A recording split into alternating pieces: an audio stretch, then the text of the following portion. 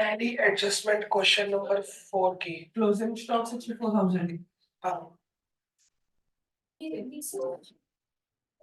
Adjustment क्या है जी? वो तो बच्चों वाली है। कहाँ लिखी? इतना गैप भी लिखा 64,000। दूसरा वेजेस आउटस्टैंडिंग वेजेस आउटस्टैंडिंग सबको आती है। हाँ जी चलो ठीक है, तो अपने आप हो गई। आउटस्टैंडिंग वेजेस यहाँ कर देंगे। कितना हो गया? 2400 आउटर कॉलम में। हाँ जी और टू वेजेस कितने वेजेस? 4,000 प्लस आउटस्टैंडिंग कितना हो गया? 2400 6200 आ गया। चलो जी, वेरी गुड। चलो आगे। अब अगली एक इंटरेस्ट है ना बैंक लोन इज 8%। इंटरेस्ट क्या? इंटरेस्ट तो bank loan interest rate of bank loan is 8% per annum. देखो क्वेश्चन में बैंक लोन है। 25,000 ठीक है, कोई डेट तो नहीं दे रखी बैंक लोन। नहीं तो बैंक के लोन पे इंटरेस्ट देते हैं कि इंटरेस्ट लेते हैं? उसका रेट ऑफ इंटरेस्ट कितना दिया है? 8%। तो बैंक लोन पहले ऊपर टिक कर लो और ये बताओ बैंक लोन आता कहाँ पे है? तो यहाँ पे बैलेंस शीट की लायबिलिटी लायबिलिटी साइड पे। तो यहाँ पे लिखा गया बैंक लोन। कितना है भाई सब लोग? 25,000 का बैंक लोन है। सुनिए 5,000 कितना समय की। हाँ अब इस पे हाँ है जगह, आज बैठ जाओ। बैंक लोन पे इंटरेस्ट देना है कि लेना? फिर से देना है। देना है। जो देना है वो खर्चा है कि वो इनकम है? तो एक तो वो यहाँ पे नहीं होना चाहिए। इंटरेस्ट ऑन बैंक लोन आना चाहिए, नहीं आना चाहिए? पहले बैंक के लोन पे इंटरेस्ट निकालो कितना? 8%। इस पे एक चीज ध्यान रखनी है, आपको बैंक लोन की कई बार डेट दी हुई, इस दिन लोन दी है। तो मान लो लोन अगर लिया है सर आपकी आवाज कट गई, दोबारा बोलना। बेटा, इसमें एक बात ध्यान रखनी है कि बैंक के लोन पे इंटरेस्ट दिया डेट दी होती है। इस डाउट है अगर वो डेट आपको दी हुई है 1 जुलाई की, तो आप पूरे साल का इंटरेस्ट भर दोगे बैंक को। तो कितने महीनों का इंटरेस्ट हो गया? अगर लोन 1 जुलाई को लिया हो बाई चांस, जुलाई से कहाँ तक के महीने गिनोगे? कितने महीने होते हैं? 9 मंथ होता है। 9 जो आप इसका 8% निकालोगे इंटू 9/12, तो कई बार डेट जैसे डेप में करते थे। अगर डेट दी है तो डेट तो बहुत कम है, नहीं दी तो आप पर एनम मान के चलोगे। तो इसका 8% कितना आ गया? को नहीं पता क्या जो आ रहा है बताओ। तो यहाँ पे आ गया इंटरेस्ट बैंक लोन 2,000। अब ये डेबिट हुआ क्रेडिट हुआ है? अब क्या होना बाकी है? तो बैंक लोन का इंटरेस्ट लायबिलिटी हुई ना एक तरह से। तो मतलब अगर दिया होता, अगर ये इंटरेस्ट दे चुके होते, अगर ये दे चुके होते तो ये एडजस्टमेंट में होता कि क्वेश्चन में होता? तो क्वेश्चन में होता तो एक ही जगह आता, कहाँ पे? सिर्फ यहाँ। ये एडजस्टमेंट में है, इसका मतलब ने दिया तो यहाँ पे आउटस्टैंडिंग तो आएगा।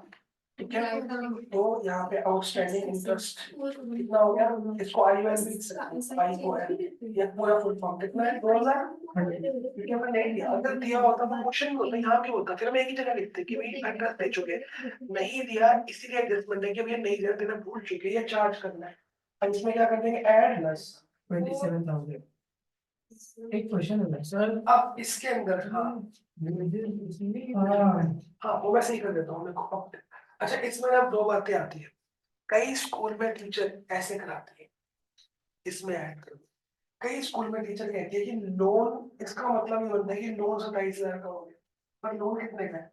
तो कई स्कूल में ऐसे कराएंगे, ये भी सही है। कई स्कूल में ऐसे कराएंगे, बैंक लोन आउटर कॉलम में 25 का सीधा आउटस्टैंडिंग इंटरेस्ट ऑन लोन 2,000, ये भी गलत। ठीक है, मैं इसके फेवर में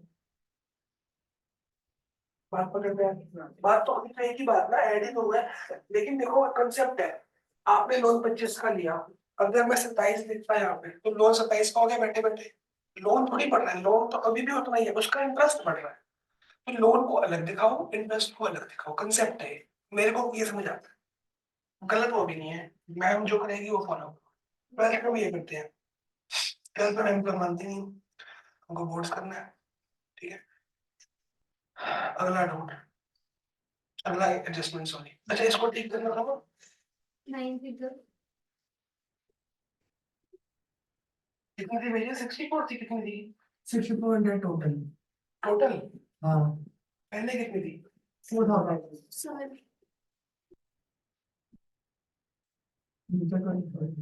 अच्छा, अगली एडजस्टमेंट बताओ। Bad debt 600. बैड डेट्स मैंने पिछली क्लास में समझाया था, क्या होता है, क्या करोगे? डेटा डेटर में से माइनस, सबसे पहले डेटर बताओ जी कितना है? 2600 ये 600। 20 फिर उसके बाद 600 अच्छा, 24 20,000 बैड डेट्स ऐड करना है, माइनस माइनस बैड डेट कितना? कितना आ गया? कहाँ लिखे इसको? Two bad debt clear. ऊपर खाली जगह छोड़नी है एक लाइन। अरे, टू बैड डेट कितना हो गया? आगे बताओ। प्रोविजन फॉर डाउटफुल डेट्स ये आएगा।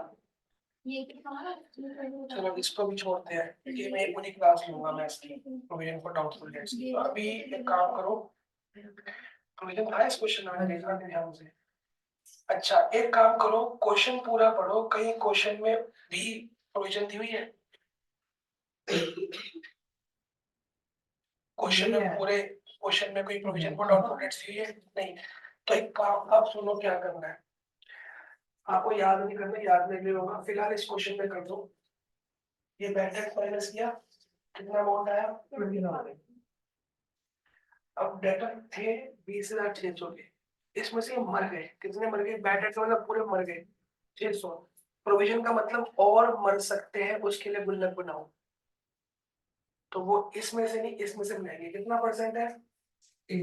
अच्छा, 5. Minus new provision for doubtful debts, PD कितना है? 5%। इसका 5%। ये कर दो। अब ये क्यों हुआ ये मैं आपको अगली बार समझाऊंगा। अगली पूरी क्लास प्रोविजन के लिए डेडिकेटेड होगी। प्रोविजन सबसे मुश्किल चीज होती है, जो आती आती है खाली अकेली भी आ जाती है। आपको ना एक क्वेश्चन फुल फ्लैश की जगह पता कैसा भी आ सकता है, छोटे छोटे एक एडजस्टमेंट खाली। इसमें क्या करोगे? तो आप बनाओगे सब डेटा, एक मान लो कि इतना केस आ गया, ये करोगे और इसको यहाँ दिखाओगे, ये आएगा सिंगल सिंगल। वो क्लास के लास्ट में कराऊंगा मैं, जब चैप्टर खत्म हो जाएगा। वो ओरल काम है, ओरल हो जाएगा वो। पहले बैकअप माइनस करी, फिर क्या माइनस करी? न्यू प्रोविजन माइनस कर दी। तो ये कितना आ गया? 19,000। तुमने बैकअप कहाँ लिखा? यहाँ पे। तो यहाँ बताओ, न्यू प्रोविजन भी माइनस होगी, क्या होगी? डेबिट में क्रेडिट होगी। इस साइड का माइनस हो जाता है, क्रेडिट हो गया। अब क्या करनी है? डेबिट। फर्स्ट 10 टाइम मिलेगा, फर्स्ट फिलहाल 10 तक करना है, पहले 10 करना है। न्यू पीडीडी कितना? ये 1,000 प्लस बैड डेट्स 600। ये 1,600 रुपये ऑर्डर करना बेटा। ये क्यों हुआ ये नहीं बताऊंगा, फिर ऐसे लिख न्यू प्रोविजन भी और बैड डेट्स भी ऊपर लिख।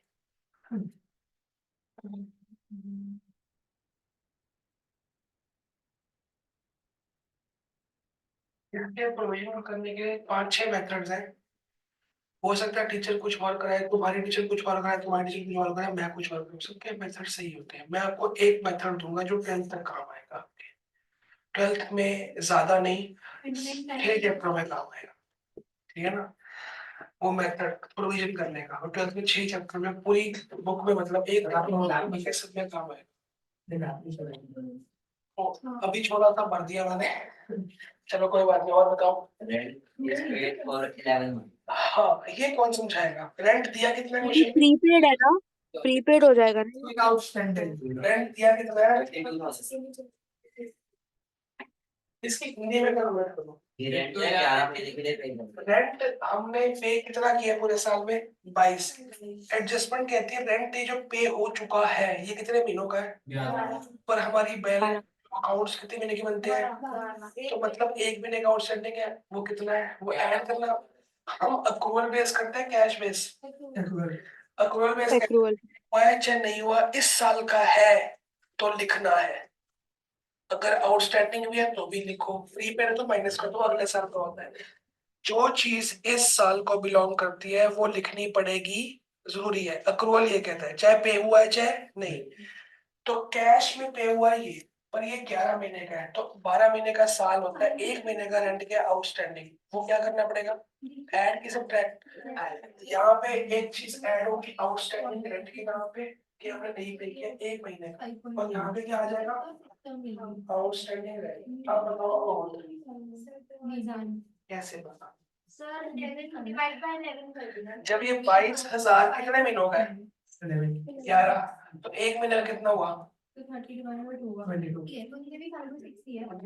तो साल अगर 11 महीनों का 22,000 है तो एक महीने का कितना हुआ, डिवाइड बाय 11 करो कितना आया 2,000, और बैलेंस कितने महीनों का है, तो एक और बैलेंस कितने महीनों का है,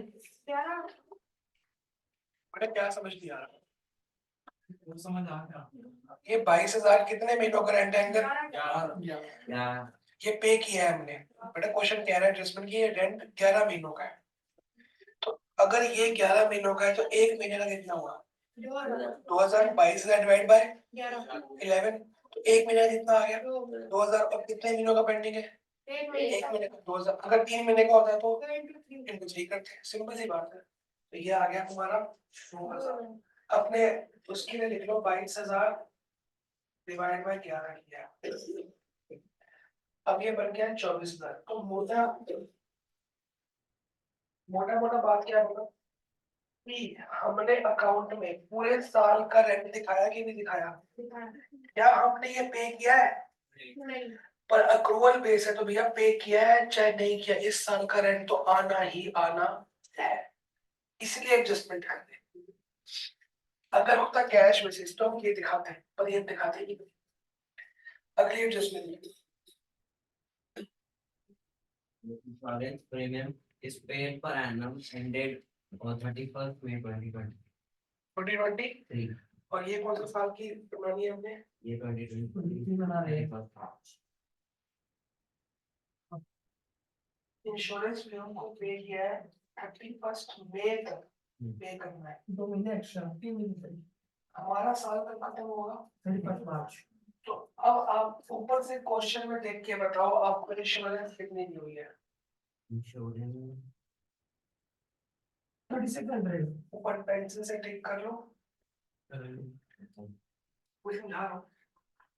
इंश्योरेंस हमने दी है कितनी 3600, जैसे एडजस्टमेंट ने बताया कि रेंट सिर्फ 11 महीने का है तो एक महीने का दे दिया हमने, वैसे ही बता रहा है कि 31 मई तक की पे कर दी है और 2023, और क्वेश्चन हमारा कौन सी डेट तक का बनना है, 31 मार्च। हमारी डेट है 31 मार्च 2023, और ये कब तक की पे हो गई है 31 मई 2023, और एक साल की है, मतलब ये मई से मई तक की है, मेरे साल में मतलब 30, ये कब से कब तक की पे हुई है 31 मई 2022 से लेके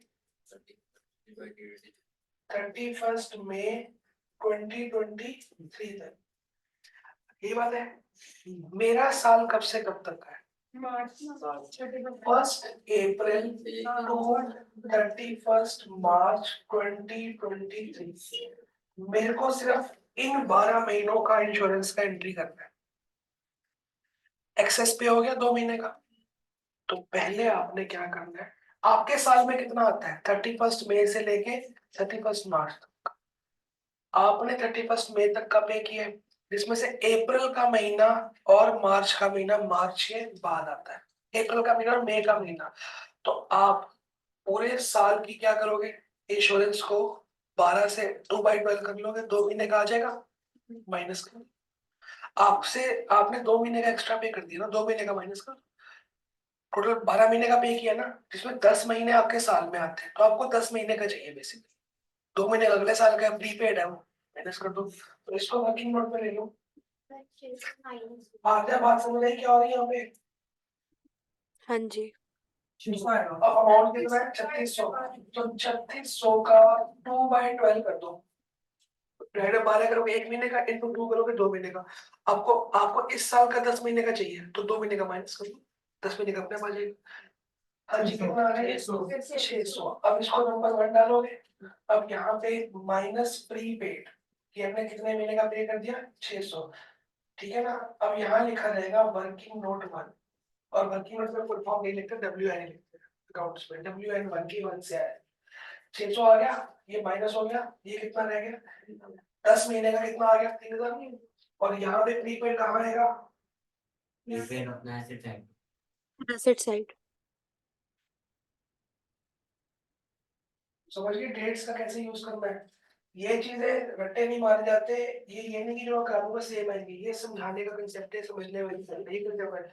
आपने मई तक के पे करी है, और वो क्वेश्चन कह रहा है पर एनम है, मतलब मई से मई तक के पे करिए, तो मई से मई तक आपके साल में 10 महीने आते हैं, तो या तो इसका 10 महीना निकालो, 10/12 कितना आएगा, 30,000, को यहाँ लिख दो, पर आपको ये भी तो चाहिए फिर, तो आप 2 महीने का जो फालतू है 2 महीने का निकालो, प्रीपेड हमेशा क्या करते हैं, माइनस, खत्म। अगली Loan from the bank was taken on 1st October 2022. ये वाली आई बाद में। हमने लोन फ्रॉम बैंक में इंटरेस्ट निकाल दिया, कितने साल का, 1 साल का पूरा। अब वो बता रहा है लोन कब लिया है हमने, 1 अक्टूबर, 2022। तो मेरे को कितने टाइम का इंटरेस्ट देना है इस साल में, मेरे करंट ईयर में, आप निकालो जो गलत हो गया ना क्वेश्चन, पूरा गलत हो गया। हाँ, इंटरेस्ट ऑन लोन, कितना लोन था, 25,00,000, उसका इंटरेस्ट कितना निकाला तुमने, 8/100, लोन लिया कब गया है, 5 महीने, 6 महीने, अक्टूबर 6 महीने होगा, अक्टूबर नवंबर दिसंबर मार्च, कोई और लोन नहीं दिया क्वेश्चन में, एक ही लोन, चलो लोन नहीं है, पंचायत में रखा है लोन, Fourth class. तेरा बैंक लोन, एक ही लोन है, ऊपर उन्होंने दिया है लोन की रेट ऑफ इंटरेस्ट, नीचे दिया है कि लोन की डेट अलग अलग जगह देगी। अब लोन लिएगा 1 अक्टूबर, तो आप पेमेंट कितने महीनों की करोगे, 6 महीने की, यहाँ पे डेट डालोगे 1 अक्टूबर से 31 मार्च, अक्टूबर नवंबर दिसंबर जनवरी फरवरी मार्च, 6 महीने का हो गया। अब ये आंसर कितना आ जाएगा, पहले की तरह 2,000 का 1,000 आ जाएगा, आधा हो जाएगा उसका, 6 महीने का। तो अब इसको ठीक करना पड़ेगा, बस इसको 1,000 कर दो, और इसको 1,000, और यहाँ डाल दोगे, फी भी डाल देगा, यहाँ डालना है वहां डालना है, कहीं डाल दो, वर्किंग नोट नंबर 2 बनाया, समझ आया। मैंने उस टाइम समझाया था, अगर जुलाई में लिया है तो वो होगा, एक जुलाई को ले लिया, समझ गया ना। अगली एडजस्टमेंट क्या है,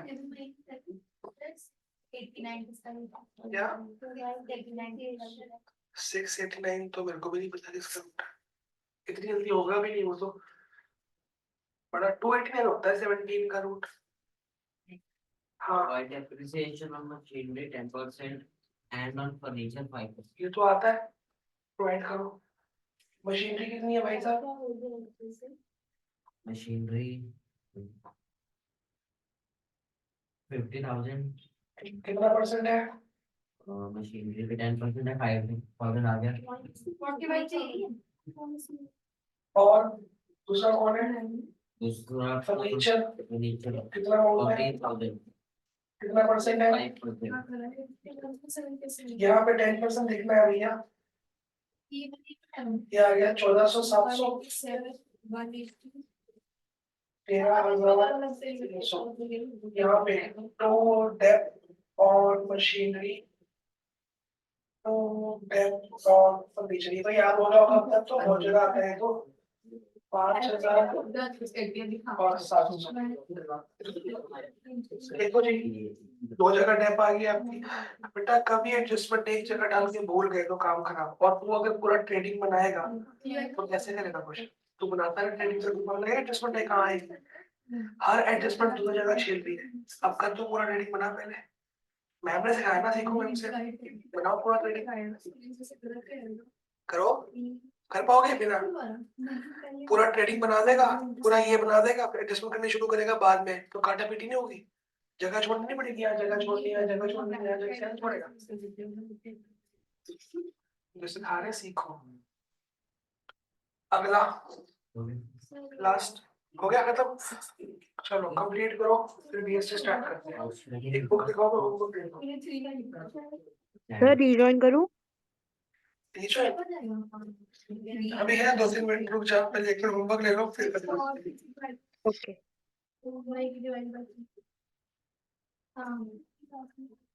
सामने से हटना 1 मिनट। क्वेश्चन 5 भी हो पाएगा।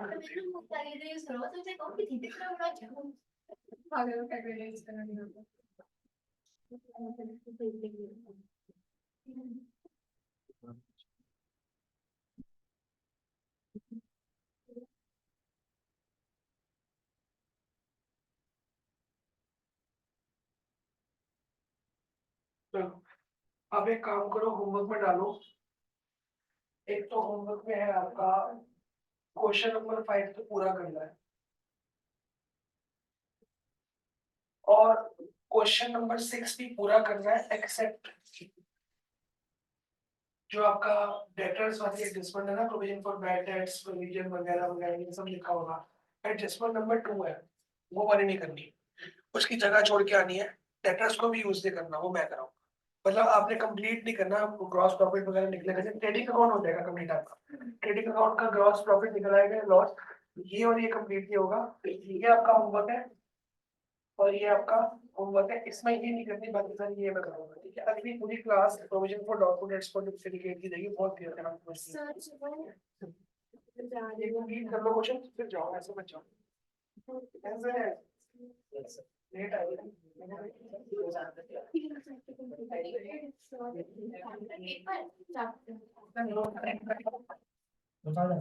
अच्छा कहाँ जाना है? ये तो मुझसे